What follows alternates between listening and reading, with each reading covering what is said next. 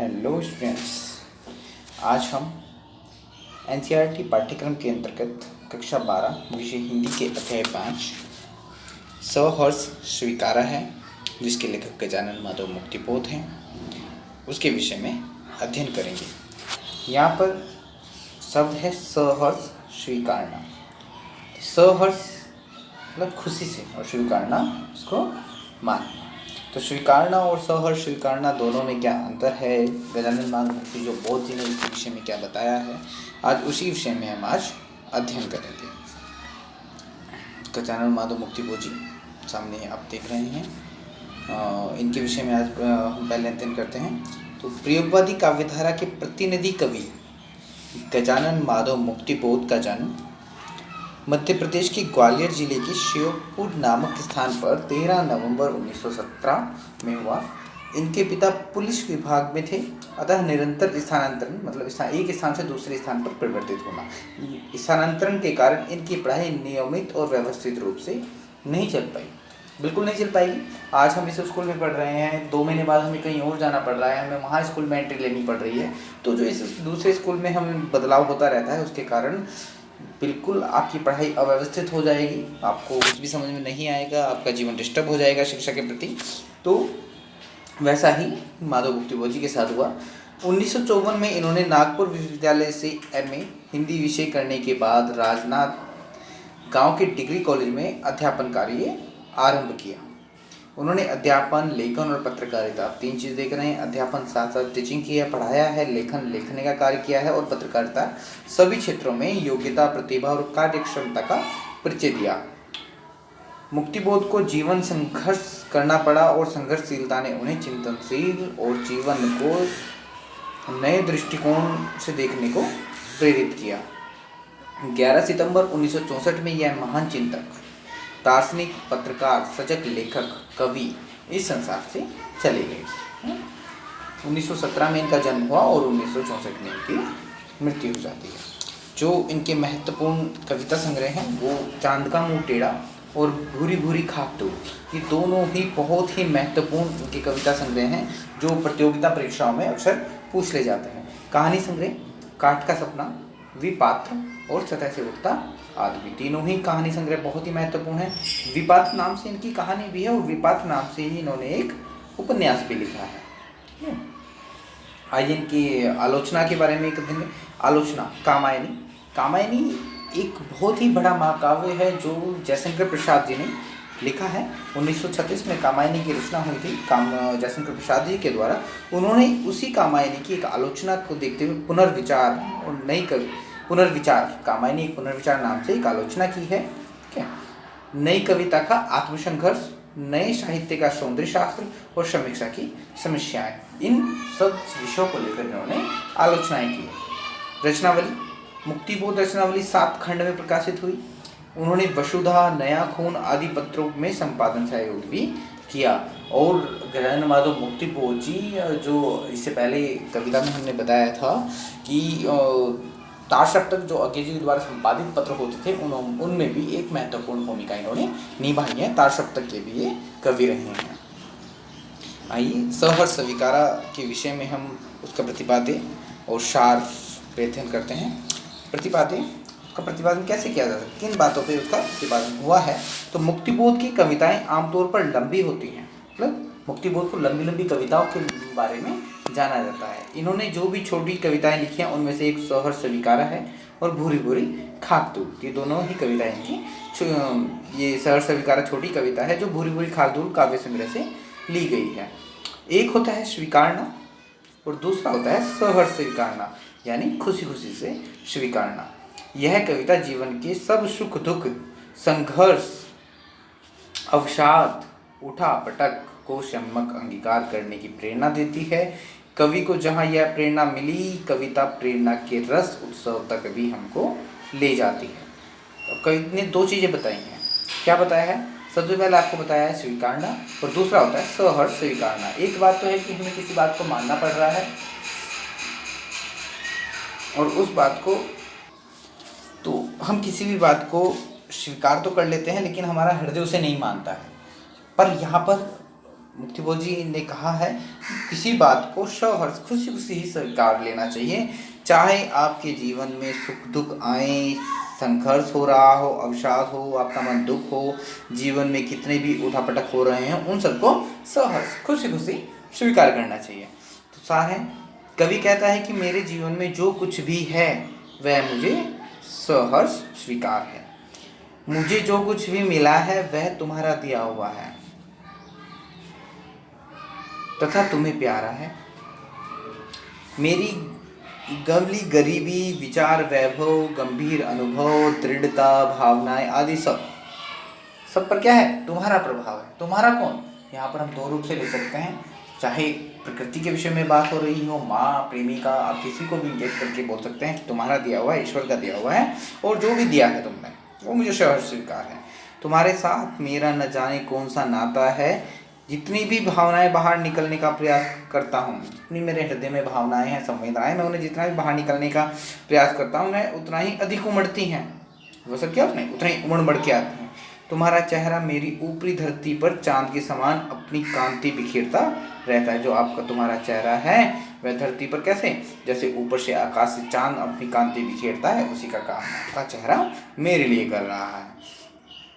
कवि कहता है कि मैं तुम्हारे प्रभाव से दूर जाना चाहता हूँ, मैं तुम्हारे प्रभाव से दूर जाना चाहता हूँ, क्योंकि मैं भीतर से दुर्बल पड़ने लगा हूँ, कमज़ोर पड़ने लगा हूँ, मैं इन सब भावनाओं को सहन नहीं कर पा रहा हूँ।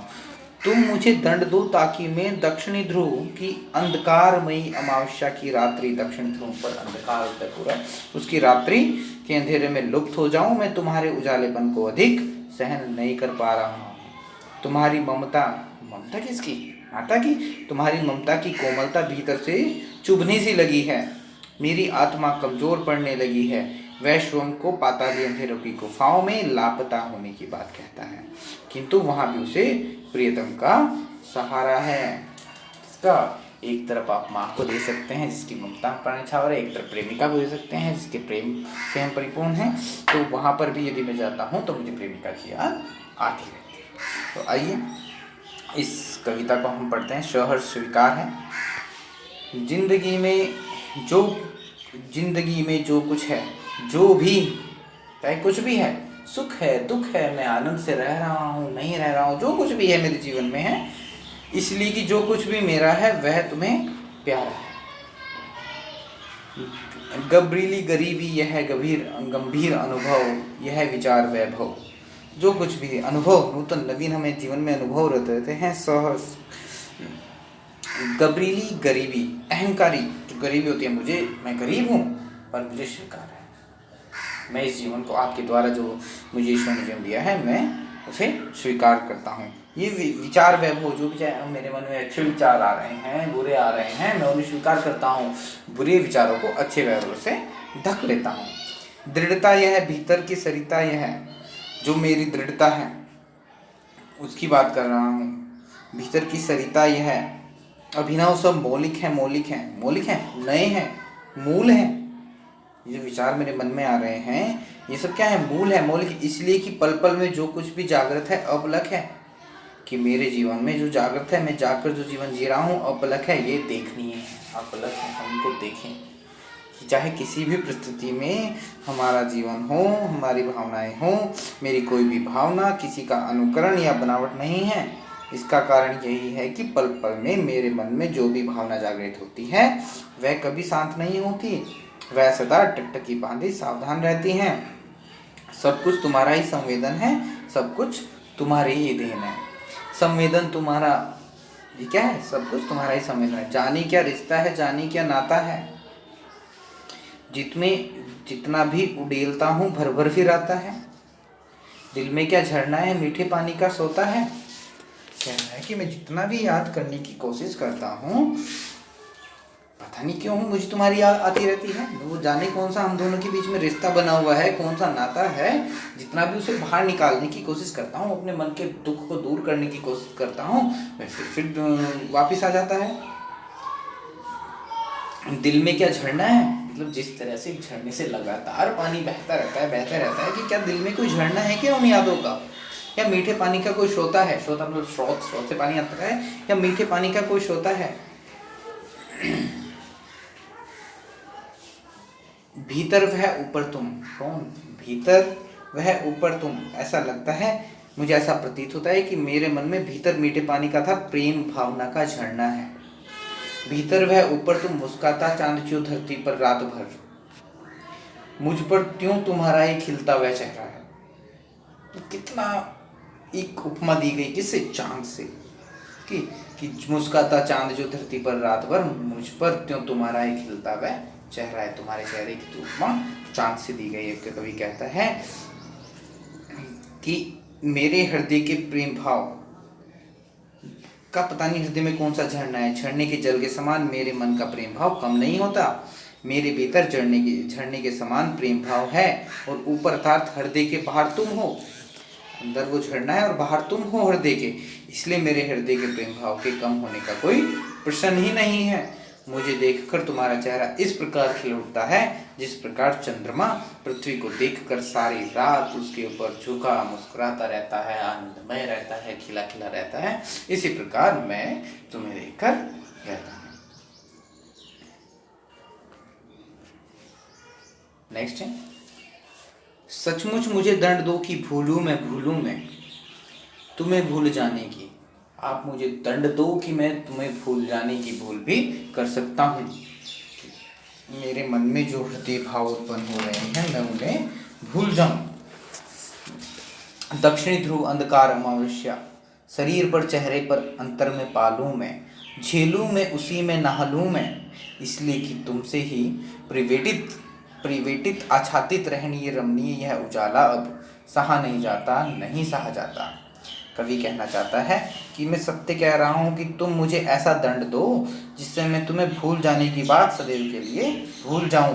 तुम हमेशा मेरे हृदय में बसे रहो और कभी मैं उसे अपने हृदय से तुम्हें दूर करने की कोशिश ना करूं। मैं तुम्हें भूलना नहीं चाहता हूँ। दक्षिणी ध्रुव पर जिस प्रकार लंबी 6 महीने की अंधेरी अमावस्या जैसी रात रहती है, उसी प्रकार की भावना में मैं अपने शरीर पर, चेहरे पर एवं मन में तुम्हें प्राप्त कर लूं। आपने देखा होगा कि दक्षिणी ध्रुव, आपने ग्लोब देखा हो, उस ग्लोब के यहाँ पर और यहाँ पर ध्रुव हैं, तो इसको उत्तरी ध्रुव कहते हैं। ये ग्लोब उत्तरी ध्रुव है और ये दक्षिणी ध्रुव है। तो ये जो दक्षिणी ध्रुव है इसमें 6 महीने की रात्रि रहती है। तो कवि यही कहना चाह रहा है कि दक्षिणी ध्रुव के उस अंधकार में, अंधकार जैसी रात रहती है, उस भावना में मैं तुम्हें न भूल पाऊँ, न तुम्हें प्राप्त कर, उसी प्रकार की प्राप्त हूँ। मेरा शरीर, चेहरा और मन तुम्हारे प्रेम से उसी प्रकार घिरा है जिस प्रकार अमावस्या का अंधेरा दक्षिण ध्रुव पर घिरा है। मतलब जिस प्रकार यहाँ 6 महीने तक रात्रि रहती है, तो मेरा मन भी तुम्हारे प्रेम से घिरा हुआ है। झेलू में उसी में नहा लूं मैं, इसलिए कि तुमसे परिवेष्टित है, आच्छादित है, परिवेष्टित घिरा हुआ है, लिपटा हुआ है, आच्छादित ढका हुआ है तुम्हारे प्रेम से मेरा हृदय।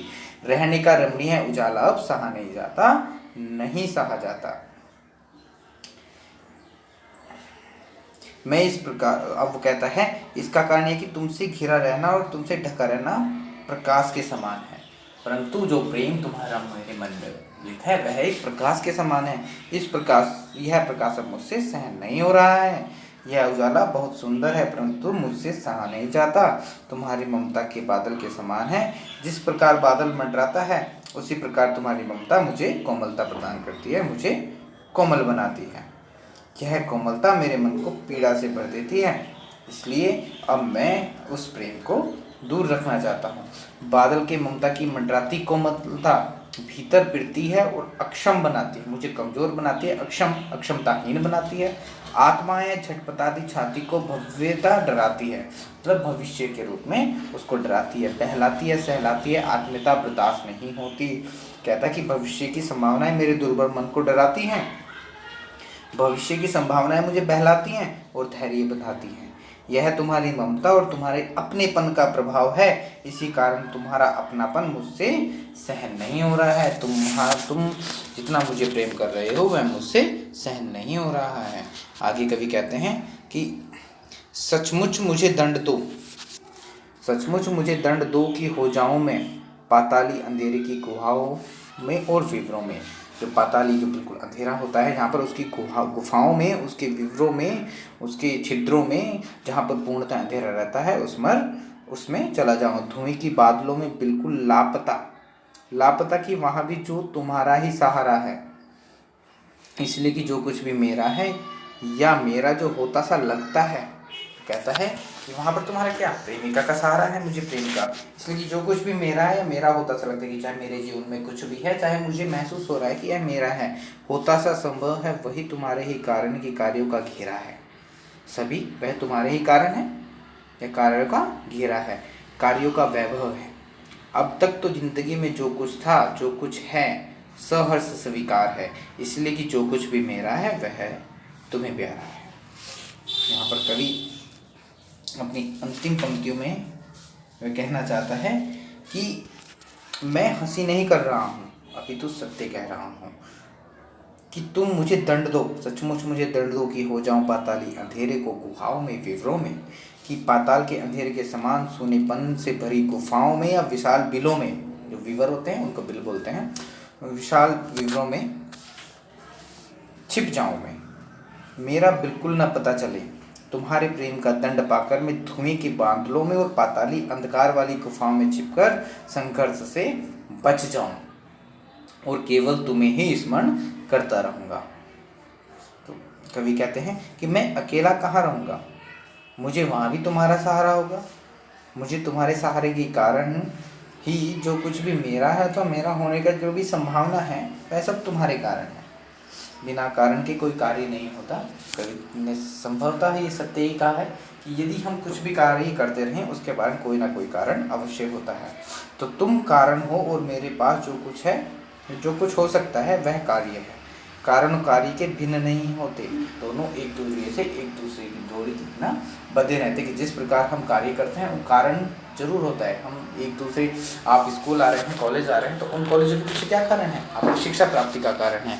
और NCERT ने सिलेबस में इस कविता को क्यों रखा है कि आपके जीवन में किसी भी प्रकार का सुख दुख आए, कोई भी समस्या है, आप उन सबको उजागर कर सको, उन समस्याओं के समाधान से अपने जीवन को मुक्त कर सको और अपने आनंद प्राप्त करते हुए उस जीवन को जी सको।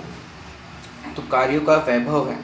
अब तक तो जिंदगी में जो कुछ था, जो कुछ है, सहर्ष स्वीकारा है, चाहे सुख थे, दुख थे, प्रकृति ने, ईश्वर ने जो भी कुछ हमें प्रदान किया है वह सब हमें खुशी खुशी स्वीकार है। इसलिए जो कुछ भी मेरा है वह सब तुम्हारा है। तो अब मेरे जीवन में जो कुछ था वह मैंने प्रसन्नतापूर्वक स्वीकार किया है। वह सब मैंने इसलिए स्वीकार किया है कि मेरा जो कुछ है, जिस दिशा में मैं हूँ, वह सब कुछ तुम्हें अच्छा लगता है, प्रियतमा को अच्छा लगता है, तुझे अच्छा लगे, यह मेरा उद्देश्य है। तुम्हारा दिया हुआ दुख भी मुझे प्रिय के समान प्रिय है, इसलिए सब कुछ मुझे जीवन में सहर्ष स्वीकार है। तो ये इस पूरी कविता की कुछ शब्द और उनके अर्थ दिए हुए हैं जो कठिन है। आप इनको यहाँ पर अपनी वीडियोस पॉज करके इन शब्दों को पढ़ सकते हो, समझ सकते हो। और अंत में जो मुक्तिबोध जी के द्वारा एक कोटेशन है उसका बताएंगे, मुझे कदम कदम पर चौराहे मिलते हैं। मतलब हमारे जीवन में हमारे कदम कदम पर अनेकों समस्याएं सामने आती रहती हैं, तो कभी हमें उन समस्याओं को नहीं डरना चाहिए। जब भी हम कहीं रास्ते में चल रहे हैं, चौराहा मिल जाता है तो एक समस्या उत्पन्न हो जाती है कि सही रास्ता कौन सा है, तो हम उस चौराहे पर रुकते नहीं हैं, हम उन चौराहों से सही रास्तों का पता करते हैं, मालूम करते हैं कि सही रास्ता कौन सा है। तो इसी तरह अपने जीवन में आने वाली समस्याओं का सही समाधान ढूंढें और अपने जीवन में आगे बढ़ जाएं। इसी के साथ यहाँ पर समाप्त करते हैं। आप अपनी अध्ययन में अपनी रुचि बनाए रखें, सफलता प्राप्त करें। इसी के साथ धन्यवाद। जय हिंद।